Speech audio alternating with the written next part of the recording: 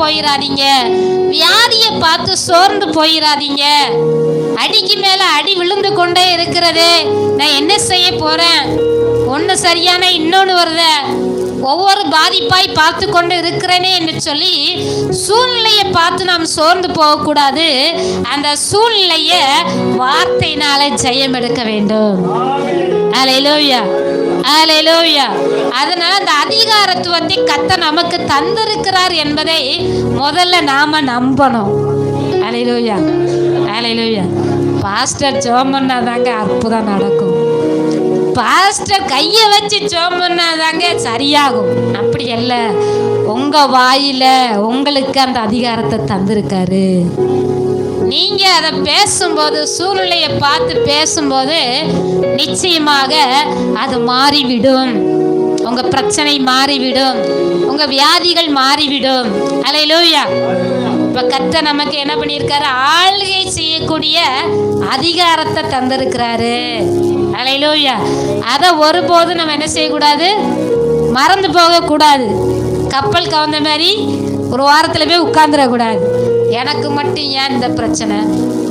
அவங்க எல்லாரும் நல்லா இருக்காங்களே, எனக்கு மட்டும் ஏன் இந்த பிரச்சனை அப்படின்னு சொல்லி இந்த பிரச்சனையே நினச்சிட்டே இருந்தீங்கன்னா பிசாசு உங்களை அப்படியே அமுக்கி போட்டுருவான். நீங்கள் மேலே எழுந்து பிரகாசிக்கவே முடியாது. ஆனால் அந்த பிரச்சனையை பார்த்து நீங்கள் பேசும் பொழுது பிசாசு தோற்று போய் விடுவான். அந்த பிரச்சனையை உங்களை விட்டு போய்விடும். நீங்கள் கர்த்தருக்காய் எழுந்து பிரகாசிக்கக்கூடிய காலம் கடந்து வரும். அல்லேலூயா, அல்லேலூயா. இன்னைக்கு அநேகர் பல பிரச்சனையின் மத்தியில, போராட்டத்தின் மத்தியில தான் வந்திருக்கீங்க. சில இருளான அனுபவத்துல தான் நீங்க பாதிக்கப்பட்டு, என் வாழ்க்கையில ஒரு வெளிச்சத்தை பார்க்க முடியலையே, ஒரே இருளான அனுபவமா இருக்கிறதே, ஒரு மந்தமான நிலைமையா இருக்குத என்று சொல்லி நீங்க நினைக்கலாம். நிச்சயமாய் அதை மாற்ற முடியும். கர்த்தர் உங்களுக்கு அந்த அதிகாரத்தை தந்திருக்கிறாரு. நீங்க இன்னைக்கு இயேசுவி நாமத்தினால அந்த சூழ்நிலையை பார்த்து கடிஞ்சி பேசி பாருங்க, நிச்சயமாக அது மாறி போய்விடும். அல்லேலூயா. இந்த வருட வாக்குத்தத்தம் நமக்கு கர்த்தர் என்ன கொடுத்திருக்கிறாரு? உன் இருதயம் அதிசயப்பட்டு பூரிக்கும், கடற்கரை திரளான கூட்டம் முன்வசமாக திரும்பும். அப்ப பிரச்சனை வரும்போதெல்லாம் எதை பார்த்துடணும்?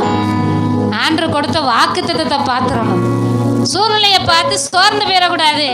அந்த சூழ்நிலையில தான் ஆண்டவர் கொடுத்த வாக்குத்தத்தத்தை நீங்க பார்க்கும் பொழுது உங்களுக்குள்ள ஒரு தைரியம் கடந்து வரும்.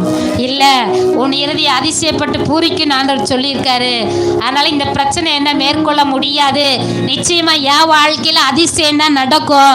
நான் ஆச்சரியப்படுற அளவுக்கு தான் ஆண்டவர் என் வாழ்க்கையில அற்புதத்தை செய்வார் என்று சொல்லி நீங்க அந்த வாக்குத்தத்தத்தை விசுவாசத்தோட நீங்க அறிக்கையிடும் பொழுது அது உங்க வாழ்க்கையில அப்படியே நடக்கும். அல்லேலூயா. பிசாசு தோற்று போய்விடுவான். நீங்களும் ஜெயித்து ஜெய கம்பீரமாய் கர்த்தருக்காய் பிரகாசிப்பீர்கள். அல்லேலூயா. நாலாவது காரியம் எச்சரிப்பின் காரியமாய் இருக்கிறது.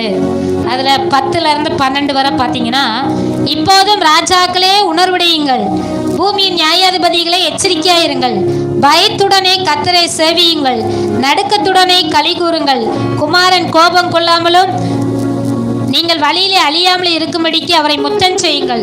கொஞ்சம் காலத்தில் அவருடைய கோபம் பற்றி எரியும், அவரை அண்டிக் கொள்கிற யாவரும் பாக்கியவான்கள். அல்லேலூயா. இது எச்சரிப்பு யாருக்கு கொடுக்கிறான்னு சொன்னா, கர்த்தருக்கு விரோதமாக, கர்த்தருடைய பிள்ளைகளுக்கு விரோதமா யார் யாரெல்லாம் எழும்புகிறார்களோ அவர்களுக்கு ஒரு எச்சரிப்பு.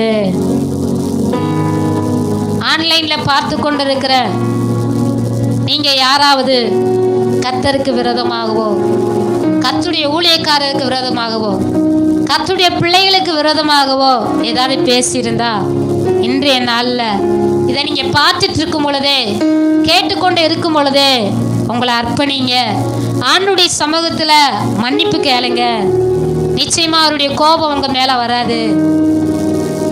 இந்த நேரத்துல கர்த்தரை அண்டி கொள்ளுங்கள்.